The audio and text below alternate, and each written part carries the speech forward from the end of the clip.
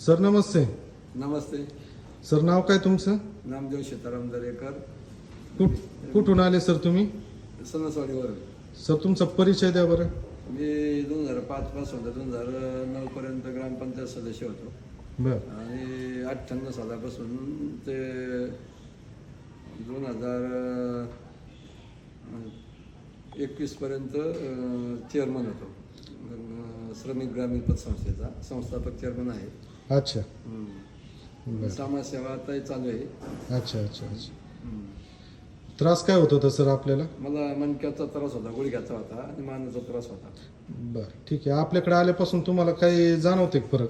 आत्ता जाणं ते म्हणजे मला वाटतं 90% आता फरक आहे. 90%. बर.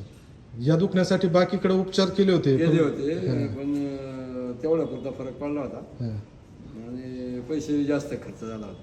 आपल्याकडे आल्यानंतर आता व्यवस्थित वाटतंय ना? आता एकदम व्यवस्थित होते. चालायला काही प्रॉब्लेम येत नाही. आणि जे असं वाकून चालत होतो आता हां. ताट बरोबर. चालतोय. हां.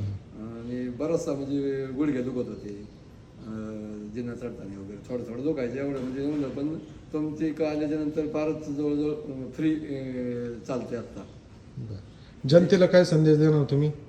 की जनतेला हेच संदेश देणार की बा आपलं ऑपरेशन न करता मणक्याचं असेल गुडघ्याचं असेल तर तुम्ही इथे येऊन वाघोलीला आपल्या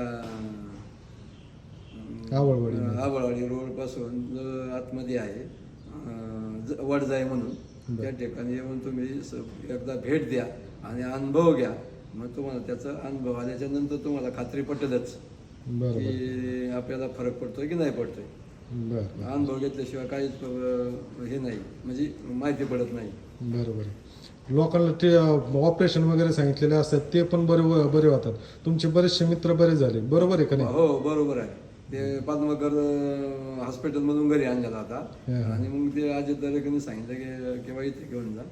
मग ते अजित दरेकरने सांगितल्यामुळे इथं आल्यानंतर ते पद्मकरने तुम्हाला म्हणजे भेट वस्तू विधी होऊन गेलेलं आहे वाटतं असं मला समजलं. बरोबर. चालते. धन्यवाद सर. धन्यवाद.